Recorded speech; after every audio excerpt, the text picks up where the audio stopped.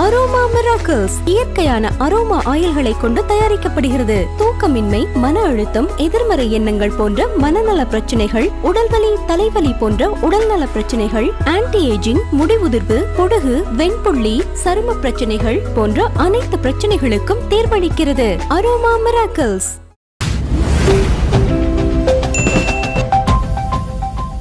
நீயா நானா ஷோவில் வந்து ஒரு முக்கியமான டிபேட் வந்து பண்ணியிருந்தாங்க சார்.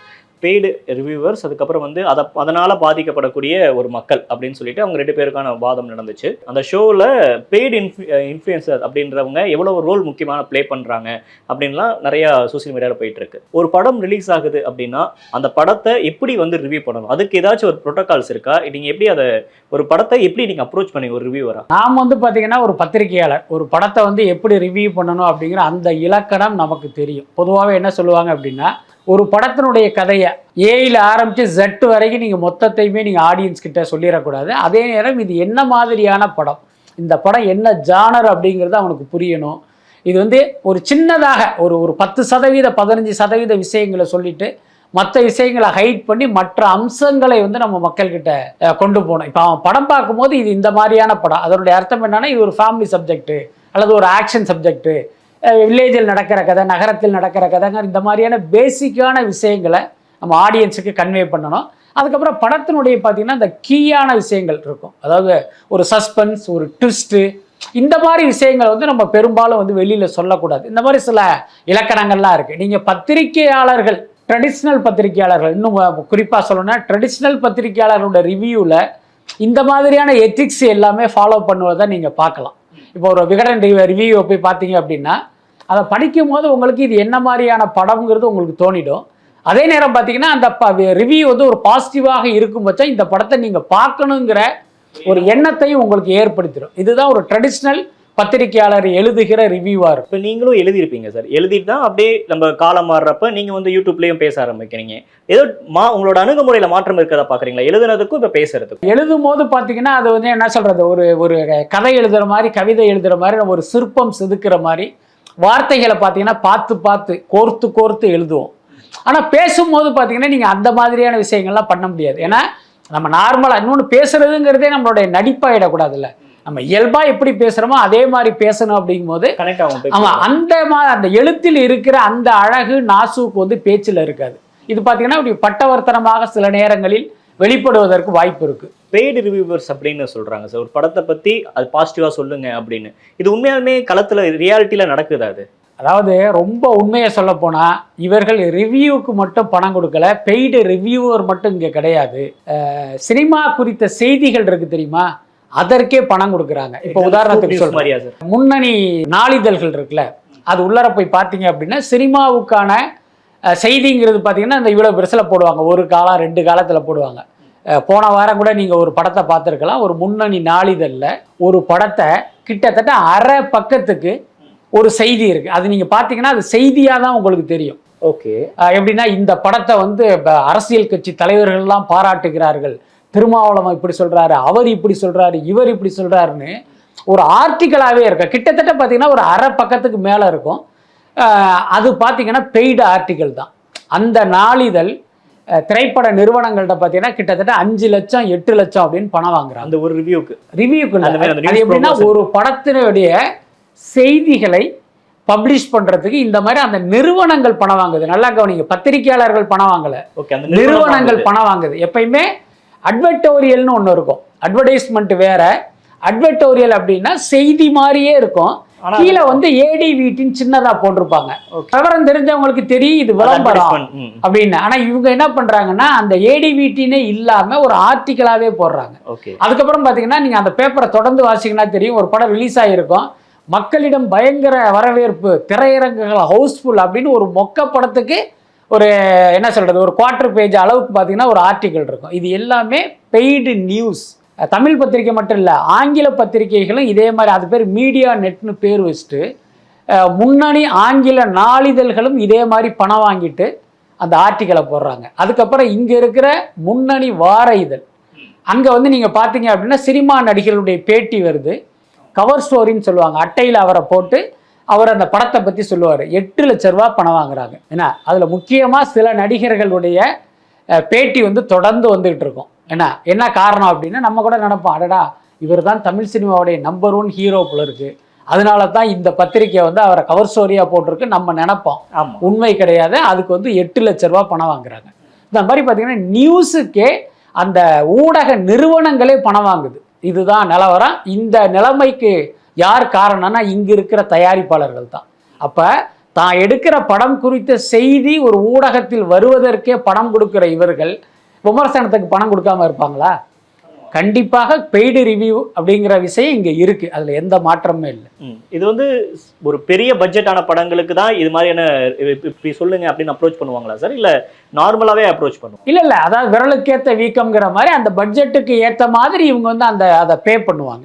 ஒரு சின்ன படம் அப்படின்னா சில ஆயிரங்கள்ல இருக்கும், ஒரு பெரிய பட்ஜெட் படம் அப்படின்னா சில லட்சங்கள்ல இருக்கும். என்ன காரணம் அப்படின்னா இதுக்கு அடிப்படையான காரணம் என்ன அப்படின்னா ஊடகங்கள் பார்த்தீங்கன்னா இத்தனை நாள் வந்து பார்த்தீங்கன்னா நம்மை போன்ற பத்திரிகையாளர்களால் கையாளப்பட்டது. இன்னைக்கு பார்த்தீங்கன்னா சமூக ஊடகங்கள்னு வந்து ஒரு யூடியூப் மாதிரியான இன்னொரு ஊடகம் வளர்ந்து அங்கே யார் வேணாலும் ரிவ்யூ பண்ணலாம் அப்படின்னு ஒரு சூழ்நிலை வந்த பிறகு அவர்களையெல்லாம் ஈஸியாக வந்து உங்களால் வாங்க முடியும். நீங்கள் ஒரு பத்திரிகையாளன்ட்ட போய் நீங்கள் வந்து காசை கொடுத்து நான் சொல்கிறத எழுது, எங்களுக்கு விருப்பமான ஒன்று எழுது அப்படின்னா எல்லாரும் ஒத்துக்க மாட்டான். எல்லாருமே யோக்கியம் நான் சொல்ல வரல. ஒரு சில ஆமா, அதாவது சில பேர் பார்த்தீங்கன்னா விலை போகிற பத்திரிகையாளர்களும் இருக்காங்க, நீ என்ன விலை கொடுத்தும் வாங்க முடியாத பத்திரிகையாளர்களும் இருக்காங்க.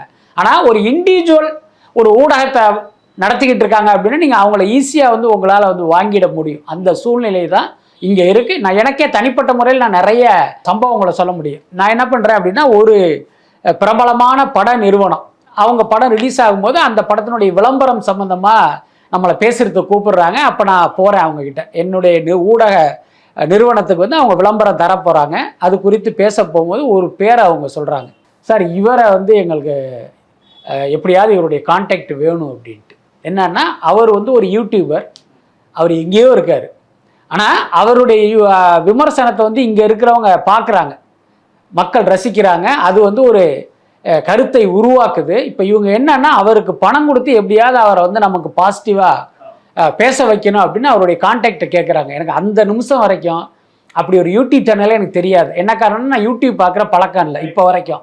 நான் ஆமாம், எனக்கு தெரியாது, உண்மையிலே தெரியும், நான் பார்க்குறது இல்லை. ஏன்னா நம்மளுடைய நேரத்தை அது வந்து எடுத்துக்குங்கிறதுனால நான் அந்த பக்கம் போக மாட்டேன். நான் ஒன்று பெப்பான்னு முழிக்கிறேன். அப்போ தான் அவங்க சொல்கிறாங்க இந்த மாதிரி ஒரு யூடியூப் இருக்குது, இவரை வந்து நான் இது பண்ணணும். அப்போ தான் யோசிச்சு பார்த்தேன் எதுக்கு இவங்க அவங்கள தேடுறாங்க.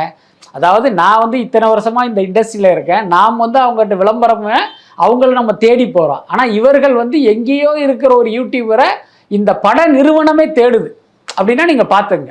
ஸோ அந்த மாதிரியான சூழல் வந்து இங்கே நிலவு. இவ்வளோ அப்ரோச்கள் வந்து வருது. இப்போ நீங்களும் மீடியா இண்டஸ்ட்ரியில் இத்தனை வருஷம் இருந்திருக்கீங்க, சினிமா ரொம்ப கூர்ந்து கவனிக்கிறீங்க அப்படின்றப்ப இது மாதிரியான இந்த பிளாக் விஷயங்கள்ல இருந்து எப்படி சார் உங்களே நீங்க தற்காத்துக்கிறீங்க? எப்படி வலைபேச்சை வந்து ஒரு ரொம்ப கிரெடிபிலிட்டி இருக்கக்கூடிய ஒரு சேனலா இன்னும் கீப் பண்றீங்க? அதாவது இப்போ நீங்க வலைபேச்சை பார்த்தீங்கனாலே உங்களுக்கு தெரியும். அங்க பார்த்தீங்கன்னா நாங்கள் நல்லதையும் சொல்லுவோம், கெட்டதையும் சொல்லுவோம். இப்போ நாம ஏன் விலை போகாம இருக்கோம் அப்படின்னா, நீ நம்மளை விலை கொடுத்து வாங்க நினைக்கிறேனே வச்சுக்கோமே, ஒரு ஆர்டிஸ்ட் நம்மளை விலை கொடுத்து வாங்கணும்னு நினைக்கிறாருன்னு வச்சுக்கோமே, அவர் அடுத்த நாளே ஏமாந்து போயிடுவார். என்ன காரணம்னா அடுத்த நாளே அவரை பற்றி ஒரு நெகட்டிவ் நியூஸ் எங்கள் காதுக்கு வந்துச்சுன்னா அதை நாங்கள் செய்தியாக பேசிடுவோம். ஏன்னா அது வந்து அவருக்கு மிகப்பெரிய சிக்கலையும் சங்கடத்தையும் நெருக்கடி ஏற்படுத்துகிற செய்தியாக கூட அது இருப்பதற்கு வாய்ப்பு இருக்கு. அப்போ அவர் நம்மளை விலை கொடுத்து வாங்கணும்னு நினைக்கிறதே வேஸ்டாக போயிடும். எல்லாத்துக்கும் மேலே உங்களுக்கு தெரியும் 1985 நான் இந்த ஊடகத்துறையில் இருக்கேன். விஸ்மி அப்படின்னாலே கான்ட்ரவர்சி ஜேர்னலிஸ்ட், அதுதான் பேர் நமக்கு. அதனால நம்ம கிட்ட வந்து இந்த மாதிரியான அப்ரோச்சும் இருக்காது, நம்ம அந்த மாதிரியான விஷயங்களுக்கு நம்ம போக மாட்டோம். எல்லாத்துக்கும் மேலே வலைபேச்சு தொடங்கியதுலேருந்து பார்த்தீங்கன்னா இந்த தயாரிப்பாளர்கள் நம்மளை சந்திக்கணும் அப்படின்னா அந்த மீட்டிங் வந்து நாங்கள் கூடிய வரைக்கும் தவிர்த்துருவோம். ஏன்னா நிறைய பேர் வருவாங்க, நம்ம படத்தை ரிலீஸுக்கு முன்னால் உங்களுக்கு போட்டு காட்டுறேன், நீங்கள் பார்த்துட்டு சப்போர்ட் பண்ணணும், அப்புறம் நம்ம ஆஃபீஸ்க்கு வாங்க மீட் பண்ணணும், நிறைய பேர் அப்படி சொல்லிக்கிட்டே போகலாம். அது எல்லாத்தையுமே தவிர்த்துருவோம். ரொம்ப நம்மளை வந்து வற்புறுத்துறாங்க அப்படின்னா, ரொம்ப ஒரு பெரிய தயாரிப்பாளர் நம்மளோட பேசணும் அப்படின்னு நினச்சாங்கன்னா என்ன பண்ணுவோம் அப்படின்னா, ஏதாவது ஒரு பொது இடம், ஒரு ஹோட்டல் மாதிரியான ஒரு இடத்துல வாங்க, ஒரு டீ சாப்பிட்டு ஒரு காஃபி சாப்பிட்டு நம்ம பேசுவோம் அப்படின்ட்டு அங்கே மீட் பண்ணிவிட்டு ஜஸ்ட் ஒரு அறிமுகங்கிற மாதிரி வந்துடுவோமே தவிர நம்ம அவங்க இடத்துக்கு போகிறது அப்படிங்கிறதே முற்றிலுமாக நாங்கள் தவிர்த்துறோம். ஏன்னா நம்மளை தற்காத்து கொள்ள வேண்டிய நிலைமை வந்து இன்னைக்கு இருக்கு. ஆனா அவங்க வந்து இன்ஃப்ளூயன்ஸ் பண்ணுவாங்க, இது மாதிரி இப்போ சொல்லுங்க அப்படின்ற இன்ஃப்ளூயன்ஸ் பண்ணுவாங்க. அதை மறுக்க வேண்டியது ஒரு ரிவ்யூவரா கட்டாயம் நினைக்கிறேன். இல்ல, என்னுடைய பாலிசி என்ன அப்படின்னா, நான் ஒரு ஜேர்னலிஸ்டா இருந்த காலத்தில் இருந்தே நான் வந்து இதை ஃபாலோ பண்ணிட்டு இருக்கேன். ஒரு படம் எடுக்கப்படுவதற்கு முன்பு, இப்போ ஒரு தயாரிப்பாளர், ஒரு இயக்குனர், ஒரு நடிகர், நான் இந்த மாதிரி ஒரு படத்தில் நடிச்சுக்கிட்டு இருக்கேன் அல்லது எடுத்துக்கிட்டு இருக்கேன், இயக்கிக்கிட்டு இருக்கேன், இந்த படத்துல வந்து நாங்கள் ஒரு செட்டு போட்டிருக்கோம். ஏன்னா அந்த செட்டு பார்த்தீங்கன்னா ஒரு 10 லட்சத்தில் போட்டிருப்பாங்க. இருந்தாலும் நம்ம கிட்ட என்ன பண்ணுவாங்க, அதை 1 கோடிக்கு போட்டிருக்கோம், 5 கோடிக்கு போட்டிருக்கோம் அப்படிம்பாங்க. அதுக்கப்புறம் பார்த்தீங்கன்னா ஒரு 10 டான்ஸரை யூஸ் பண்ணிட்டு நாங்கள் 2000 டான்ஸரை யூஸ் பண்ணியிருக்கோம்னு அவங்க சொல்லுவாங்க. ஆனால் இது வந்து நமக்கு வந்து இவங்க மிகைப்படுத்துறாங்க அல்லது இது பொய்யாக இருக்கும் அப்படின்னு தோணினாலும், ஆனால் பிஃபோர் ரிலீஸாக அவங்க சொல்றது வந்து நமக்கு வந்து அது செய்தி, அவங்களுடைய பேட்டியில் அதை சொல்றாங்க. அப்போ என்ன பண்ணுவோம், அதை நம்பி வந்து நம்ம அதை எழுதிடுவோம். என்ன காரணம், அது அவருடைய ஸ்டேட்மெண்ட், ஏன்னா அவர் தான் சம்மந்தப்பட்ட நபர். ஆமா, அவர் தான் சொல்றாரு, அவர் தான் இதுக்கான அத்தாரிட்டிங்கிறதுலாம் நம்ம எழுதிடுவோம். என்னன்னா நமக்கே இப்போ உதாரணத்துக்கு இப்போ குஞ்சுமோன் போன்ற தயாரிப்பாளர்கள், ஏஎம் ரத்னம் போன்ற தயாரிப்பாளர்கள்லாம் பயங்கரமாக செட்டு போட்டு படம் எடுப்பாங்க. அந்த செட்டுக்கே நம்மளை கூட்டிகிட்டு போவாங்க. இப்போ அந்த காதல் தேசம் மாதிரி ஒரு படத்துக்கெலாம் மகாபலிபுரத்தில் பார்த்தீங்கன்னா ஒரு மிகப்பெரிய அந்த செட்டு போட்டாங்க. கில்லி படத்தில் பார்த்துருப்பீங்க, அந்த லைட் ஹவுஸ் செட்லாம் அங்கே போட்டாங்க. அங்கே போய் பார்க்கும்போது அந்த தயாரிப்பாளர் வந்து நான் இவ்வளோ ரூபாய்க்கு போட்டேன் அப்படின்னு சொல்லுவாங்க. அப்போ எங்களுக்குள்ளே பேசிக்குவோம், எப்பா இதுக்கு அநேகமாக ஒரு 50 லட்சம் ஆயிருக்கும், இவர் பாட்டுக்கு 5 கோடின்னு சொல்கிறாருப்பெல்லாம் நாங்கள் பேசிக்குவோம். அதே நேரம் அவருடைய ஸ்டேட்மெண்ட் என்னவோ அதை வந்து நம்ம ஆர்டிக்கலாக எழுதிடுவோம். இது வரைக்கும் நம்ம இது முடிஞ்சிச்சு. ஆனால் படம் ரிலீஸ் ஆகி அதை நம்ம பார்த்த பிறகு ரிவ்யூ பண்ணும்போது நிச்சயமாக அவர் சொன்னதை கேரி பண்ண மாட்டோம். ஓகே, புரியுதா இல்லையா? இந்த படத்தில் 5 கோடிக்கு செட் போட்டு இருக்கிறார்கள் அப்படின்னு சொல்லவே மாட்டோம். ஏன்னா இதை நம்ம பார்த்தாச்சு, புரியுதா இல்லை? இந்த செட்டு கண்டிப்பாக 5 கோடி கிடையாது, 5 லட்சம் தான். அது தெரியும் போது நம்ம அந்த மாதிரி சொல்ல மாட்டோம். ஸோ இந்த மாதிரி ரிவ்யூக்கு வித்தியாசம் இருக்கு, நிச்சயமா இருக்கு, அதுல எந்த மாற்றமே இல்லை. இன்னொன்னா ரிவ்யூ நியூஸ்ங்கிறது அவரை நம்ம பேட்டி எடுக்கும் போது அது ஸ்டேட்மெண்ட். அதே நேரம் இப்போ நான் சொன்னேன் தெரியுமா, இப்போ மகாபலிபுரத்துக்கு போனேன், இந்த செட்டை நான் பார்த்துட்டேன் அப்படிங்கும்போது அதை நீங்கள் அந்த நேரத்தில் அவர்கிட்ட நம்ம கேள்வியாக கேட்கலாம். சார் நீங்கள் 5 கோடிங்கிறீங்களே, இதை பார்த்தா 50 லட்சம் மாதிரி தெரியுதே நீங்கள் கேட்கலாம். அப்போ அவர் சொல்லுவார், இல்லை சார் 5 கோடி தான் சத்தியம் பண்ணுவார். அதோட நம்ம நிறுத்திக்க வேண்டியதான். எங்கே அந்த பில்லெல்லாம் காட்டுங்கெல்லாம் நம்ம கேட்கக்கூடாது, கேட்க முடியாது.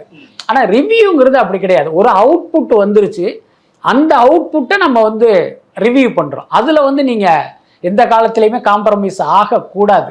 அதே நேரம் என்னன்னா காட்டணுமா சார், அந்த ஒரு ரிவ்யூ வருது அப்படின்னா அந்த பர்சனல் வெஞ்சன்ஸோட அந்த ரிவ்யூ நம்ம அப்ரோச் பண்ண வேண்டியது இருக்கா?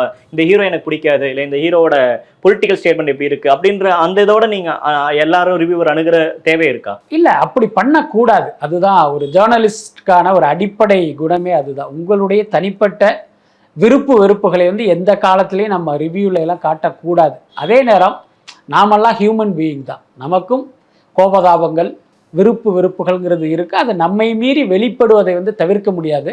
அதே நேரம் ரொம்ப கான்சியஸாக இதெல்லாம் வந்துடக்கூடாது அப்படிங்கிறதுல நம்ம ரொம்ப கவனமாக இருக்கணும். நான் ஏற்கனவே சொன்ன மாதிரி இப்போ நம்ம பண்ணுற ரிவ்யூலேயே பார்த்தீங்கன்னா சில நேரங்களில் அது மாதிரி வெளிப்படுவதற்கு வாய்ப்பு இருக்குது. இப்போ நான் ரொம்ப வெளிப்படையாக நான் உங்ககிட்ட பேசிக்கிட்டு இருக்கேன். நம்ம ஒரு பேட்டி அப்படிங்கிறதுனால பாசாங்காகவோ இல்லை மிகைப்படுத்தியோ நான் பேசலை. இல்லை, ஆஃப் த ரெக்கார்டும் அப்படி தான் பேச போகிறோம். ஆமாம், இப்போ என்னென்னா நயன்தாராவுக்கும் எங்களுக்கும் பார்த்தீங்கன்னா ஒரு சின்னதாக ஒரு எனிமிட்டி இருக்குது. என்ன காரணம்னா, நயன்தாரா எங்கள் குறித்து வந்து ஒரு மோசமான கருத்தை ஒரு பேட்டியில் தெரிவிச்சிட்டாரு. அதிலிருந்து அவர் மேலே நமக்கு வந்து ஒரு கோபம் இருக்குது. அது என்றைக்குமே அந்த கோபம் மாறாது.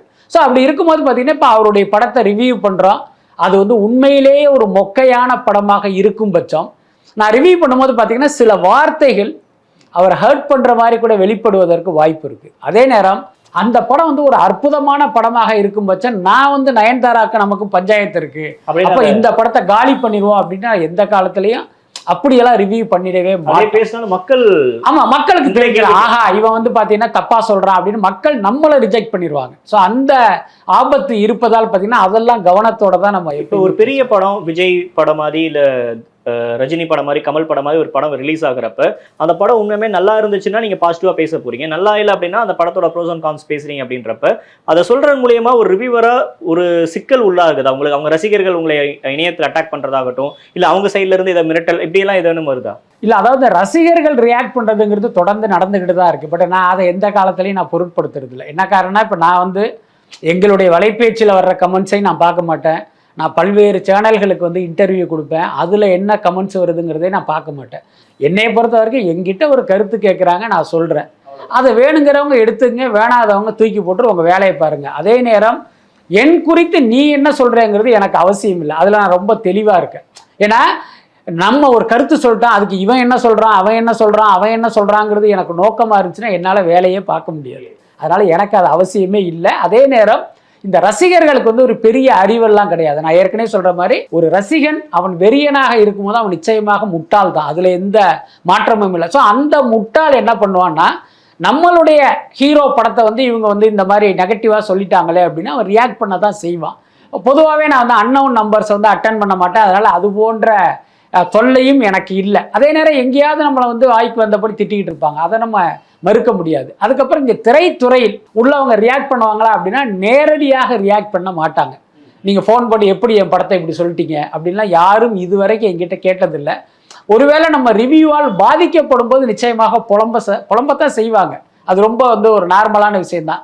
அதே நேரம் நம்ம ஒரு பாசிட்டிவாக ரிவ்யூ பண்ணும்போது அவங்களே ஃபோன் போட்டு அவங்க வந்து ரொம்ப தேங்க் பண்ணுவாங்க. ஏன்னா நம்மளுடைய ரிவ்யூ வந்து ஒரு முக்கியமான ஒரு இடத்துல இருக்கு. பல பேரை பார்த்தீங்கன்னா படத்துக்கு போகலாமா வேணாமாங்கிற தீர்மானிப்பதற்கும் ஒரு டிசைடிங் ஃபேக்டராக இருக்கிறதுனால நிறைய பேர் வந்து நம்ம கிட்ட அந்த மாதிரி பேசுவாங்க. அது ஒரு பாசிட்டிவான ரிவ்யூவாக அமையும் பட்சம். இன்னொன்று, நான் என்னை பொறுத்த வரைக்கும் பார்த்தீங்கன்னா சினிமாவை வந்து நான் பார்க்குறது ஒரே அளவுகோல் தான். அது யார் பெரிய நடிகர் சின்ன நடிகர், பெரிய டைரக்டர் சின்ன டைரக்டருங்கிறது எனக்கு எந்த காலத்துலையும் முக்கியமே இல்லை. இந்த படம் சமூகத்துக்கு எதை கொண்டு வருகிறது, அதுதான் விஷயம். என்ன விஷயத்தை நீ எடுத்துகிட்டு வர்ற, நல்ல விஷயமா கெட்ட விஷயமா, அது மட்டும்தான் நான் பார்ப்பேன். அந்த அடிப்படையில் தான் என்னுடைய ரிவ்யூவே இருக்கும்.